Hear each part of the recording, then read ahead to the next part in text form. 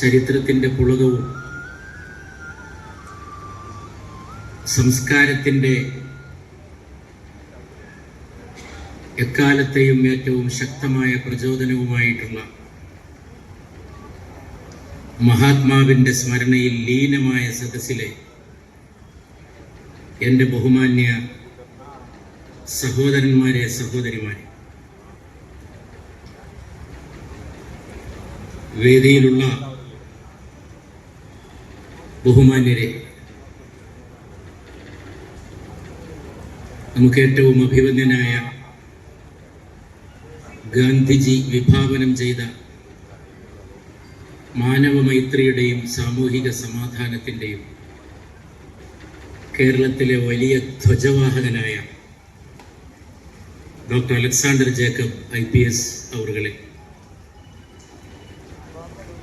and we have a very special guest. We have a special guest, a poet and a fighter. I don't know whether I will be correct if I describe him as a poet fighter or a fighter poet or both, because he writes poetry and he is fighting for freedom, both. Sure. So our special guest of this evening, Mr. Tenzin Shinto, ബഹുമാനപ്പെട്ട DCC president, ഇന്നത്തെ യോഗാധ്യക്ഷൻ കൂടിയായ അഭിവന്ദനായ മുഹമ്മദ് ഷിയാസ്, സംസ്കൃത സർവകലാശാലയുടെ മുൻ vice chancellor, ധൈഷണികമായ ഉള്ളടക്കം നമ്മുടെ രാഷ്ട്രീയത്തിന് അനിവാര്യമാണെന്ന് നമ്മെ ഓർമ്മിപ്പിക്കുന്ന നമ്മുടെ അഭിമാനഭാജനങ്ങളിൽപ്പെട്ട എൻ്റെ ചിരകാല സുഹൃത്ത് ഡോക്ടർ ദിലീപ് അവർകളെ, ബഹുമാനപ്പെട്ട ഈ പരിപാടിയുടെ സംഘാടകരിൽ മുഖ്യ പങ്കാളിത്തം വഹിക്കുന്ന ഗാന്ധിജിയെക്കുറിച്ച് ഗ്രന്ഥകാരൻ കൂടിയായ ഡോക്ടർ TS ജോയ് അവറുകളെ, ഏറ്റവും ബഹുമാനപ്പെട്ട മാധ്യമ സുഹൃത്തുക്കളടക്കമുള്ള എൻ്റെ സഹോദരന്മാരെ, സഹോദരിമാരെ, എനിക്ക് ഈ മഹാസദസ്സിൻ്റെ മുമ്പിൽ നിൽക്കുമ്പോൾ കൗതുകവും അഭിമാനവും അത്ഭുതവുമാണ്. ഒരാഴ്ചക്കാലം ഗാന്ധിജിയുടെ സ്മരണകളിൽ, ഗാന്ധിജിയെക്കുറിച്ചുള്ള വിചിന്തനങ്ങളിൽ, ഗാന്ധിജിയെക്കുറിച്ചുള്ള പ്രത്യാശാജനകമായിട്ടുള്ള പര്യാലോചനകളിൽ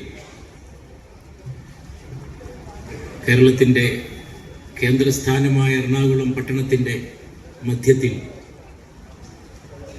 ഇത്ര ഉദാത്തമായ ഒരു സന്ദർഭം, ഇത്ര ഉദാത്തമായിട്ടുള്ള ഒരു സംഗമം എങ്ങനെ സംജാതമായി എന്നുള്ളത് നമ്മുടെ ഇന്നത്തെ ഒരു ചുറ്റുപാട് ആലോചിക്കുമ്പോൾ, നമ്മുടെ ഇന്നത്തെ ചുറ്റുപാട് എന്ന് പറഞ്ഞാൽ രാഷ്ട്രീയത്തിൻ്റെ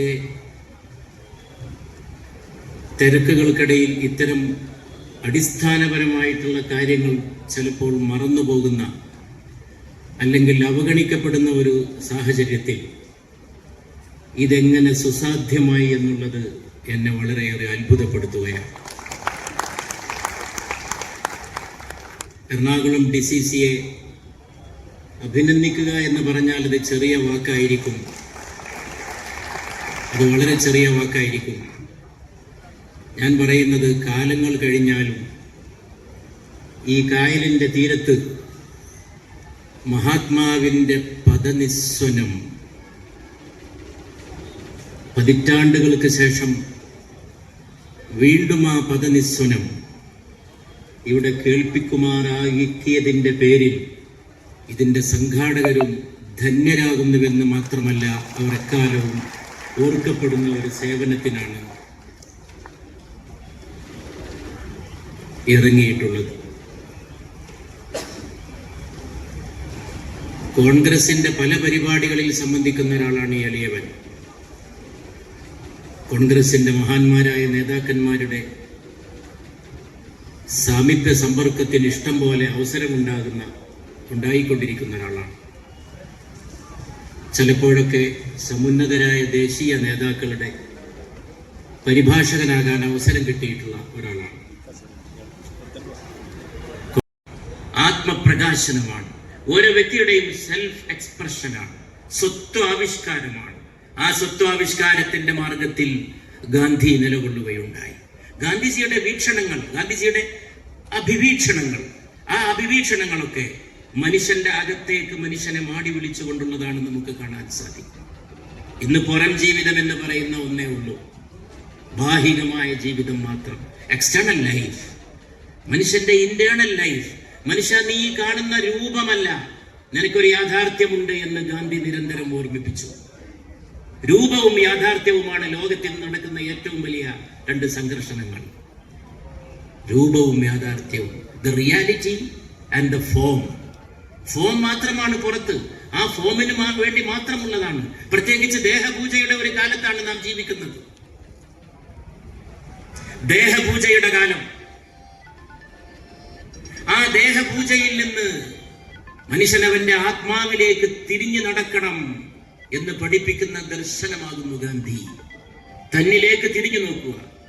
ഒരു ചൈനീസ് പഴമൊഴി ഞാൻ ഓർത്തു പോകുന്നു. മനുഷ്യ, നീ കാണുന്ന മാതൃകാലോകം കാണാൻ നീ നോക്കേണ്ടത് നിന്റെ തന്നെ ഉള്ളിലേക്കാണ്. Your own self, your own internal self, your own internal essence. നിന്റെ തന്നെ ആന്തരിക സത്തയിലേക്ക്, നിന്റെ തന്നെ ആന്തരിക ദീപ്തിയിലേക്ക്, നിന്റെ തന്നെ ആന്തരിക സ്വച്ഛതയിലേക്ക്, അതിലേക്ക് നോക്കാൻ ഗാന്ധി നിരന്തരം പഠിപ്പിച്ചു. അങ്ങനെ വേണമെങ്കിൽ നമുക്ക് പറയാം, ഹൃദയത്തിലേക്കുള്ള തീർത്ഥാടനത്തിന്റെ പേരാകുന്നു മോഹൻദാസ് കരംചന്ദ് ഗാന്ധി. ഹൃദയത്തിലേക്കുള്ള ഒരു തീർത്ഥാടനം. കണക്ക് കൂട്ടുന്ന മനസ്സല്ല, സ്നേഹിക്കുന്ന ഹൃദയമാണ് ഈ ലോകത്തിന് ആവശ്യമെന്ന് ഗാന്ധി നമ്മെ പഠിപ്പിക്കുന്നു. ഗണിത മനസ്സല്ല, കാവ്യഹൃദയമാണ്. മാത്തമാറ്റിക്കൽ മൈൻഡ് അല്ല, പോയറ്റിക് ഹാർട്ടാണ്. അതിനെ താങ്ങിപ്പിടിക്കാൻ ഗാന്ധിജി നിരന്തരം നമ്മെ പ്രേരിപ്പിച്ചുകൊണ്ടേയിരുന്നു. കണക്ക് കൂട്ടാൻ മാത്രമേ മനസ്സിന് കഴിയൂ. അതുകൊണ്ട് ലോകം ആഡം സ്മിത്തിന്റെ പിന്നാലെ പോകുമ്പോൾ, ലോകം മക്യാവല്ലിയുടെ പിന്നാലെ പോകുമ്പോൾ, അവരുടെ പിറകെ നിന്ന് തിരിഞ്ഞു ചെന്ന് ഗാന്ധിയുടെ പിറകെ ലോകം നിൽക്കുമ്പോഴാണ് ലോകത്തിന് അതിന്റെ ആത്മാവിനെ തിരിച്ചറിയാൻ സാധിക്കുക. ഞാൻ ആഡം സ്മിത്തിന്റെയോ മക്യാവല്ലിയുടെയോ വലിയ താത്വികമായിട്ടുള്ള സംഭാവനകൾ നിഷേധിച്ചുകൊണ്ടോ അവരുടെ ദാർശനികമായിട്ടുള്ള ആഴങ്ങളെ ചെറുതാക്കി കണ്ടുകൊണ്ടോ അല്ല ഇത് പറയുന്നത്. പക്ഷെ അത് കണക്ക് കൂട്ടുന്ന ഒരു ലോകമാണ് അവർ വിഭാവനം ചെയ്തത്. എല്ലാം ഗണിതശാസ്ത്രമാണ്, എല്ലാം കണക്ക് കൂട്ടുകയാണ്, ലാഭഛേദങ്ങളുടെ അങ്ങാടിയാണ്. ഇന്നൊരു ലോകം ഒരു ആഗോള മാർക്കറ്റാണ്, ഒരാഗോള സൂപ്പർ മാർക്കറ്റാക്കി ലോകത്തെ മാറ്റുകയാണ്. അതിനാണ് ഈ ഗ്ലോബലൈസേഷൻ എന്ന് പേരിട്ടത്. ഗ്ലോബലൈസേഷൻ എന്ന് പറഞ്ഞാൽ അതിന്റെ ശരിയായിട്ടുള്ള അർത്ഥം നാം പറയേണ്ടത് ഒരാഗോള സൂപ്പർ മാർക്കറ്റാക്കി ഈ ലോകത്തെ മാറ്റുന്ന തന്ത്രം എന്നാണ്. ആ ആഗോള സൂപ്പർ മാർക്കറ്റിൽ എല്ലാം ഉരുപ്പടികളാണ്, എല്ലാം ഉരുപ്പടികളാണ്. ഞാൻ പണ്ടേ ഓർക്കുന്ന ഒരു ഹിന്ദുസ്ഥാനി കവിതയുണ്ട്. അച്ഛനമ്മമാർ പരസ്പരം മുഖാമുഖം നോക്കി ഈ എളിയവന്റെ അമ്മ പ്രസംഗം ഞാൻ ആ വരികൾ ഉദ്ധരിച്ചുകൊണ്ടാണ് വർഷങ്ങൾക്കും അവസാനിപ്പിച്ചതെന്ന് ഞാൻ ഓർക്കുന്നു. घर लौट के जाएंगे माँ बाप अकेले में. ഒറ്റക്ക് അച്ഛനും അമ്മയും घर लौट के रोएंगे माँ बाप अकेले में. വീട്ടിൽ പോയിട്ട് അച്ഛനും അമ്മയും ഒറ്റക്ക് കരയും. मिट्टी के खिलौने भी സസ്തേ നഥേ മേലേ മേ. എടി അങ്ങാടിയിലെ മണ്ണുകൊണ്ടുണ്ടാക്കിയ കളിപ്പാട്ടത്തിനെങ്കിലും വിലയുണ്ടായിരുന്നല്ലോടി, ആ വില പോലും ഈ വീട്ടിൽ നമുക്ക് രണ്ടാൾക്കും ഇല്ലല്ലോ എന്ന് മക്കളെ ഓർത്ത് അച്ഛനമ്മമാർ പരസ്പരം മുഖാമുഖം കരയും. घर लौट के रोएंगे माँ बाप अकेले में. ഇത് ശരിയായിട്ടുള്ള അവസ്ഥയാണത്. കാശും പണവുമാണ് എല്ലാം തീരുമാനിക്കുന്നത്. അവിടെയാണ് ഗാന്ധിജിയുടെ ഒരൊറ്റ പ്രസ്താവനയുടെ പ്രസക്തി. ലോകത്ത് മനുഷ്യർക്ക് ജീവിക്കാൻ വേണ്ടതൊക്കെ ഉണ്ട് ഈ പ്രകൃതിയിൽ. ആർത്തിയെ തൃപ്തിപ്പെടുത്താനുള്ളതല്ലാത്തതെല്ലാം എന്നാണ് ഗാന്ധിജി പറഞ്ഞത്. മനുഷ്യന്റെ ഗ്രീഡ്, അലച്ച, മലയാളത്തിൽ ആ വാക്കായിരിക്കും അതിന് കുറച്ചുകൂടി ചേരുന്ന വാക്ക്. അലച്ചയെ തൃപ്തിപ്പെടുത്താനുള്ളതൊന്നും ഈ ഭൂമിയിൽ ഉണ്ടാകണമെന്നില്ല. എന്നാൽ മനുഷ്യന്റെ ആവശ്യങ്ങൾ പൂർത്തീകരിക്കാൻ വേണ്ടതെല്ലാം ഈ ഭൂമിയിലുണ്ട്, ഈ പ്രകൃതിയിലുണ്ട് എന്ന് ഗാന്ധിജി ഓർമ്മപ്പെടുത്തി. അതുകൊണ്ട് ഗാന്ധിജി വെള്ളത്തിന്റെ, മണ്ണിന്റെ, വായുവിന്റെ വിശുദ്ധിയെ പറ്റി ചിന്തിച്ചു. അതെല്ലാം ഗാന്ധിജി ചിന്തിച്ചത് പാർശ്വവൽക്കരിക്കപ്പെട്ടവരെ മുന്നിൽ കണ്ടുകൊണ്ടാണ്. കാരണം ഈ വെള്ളം, ഈ മണ്ണ്, ഈ വായു ഇതൊക്കെ മലിനമാക്കപ്പെടുമ്പോൾ അതിനെപ്പോഴും ഇരയാക്കപ്പെടുന്നത് പാവങ്ങളായിരിക്കും എന്ന് ഗാന്ധിജിക്ക് വളരെ വ്യക്തമായിട്ട് മനസ്സിലാക്കാൻ സാധിച്ചിട്ടുണ്ടായി.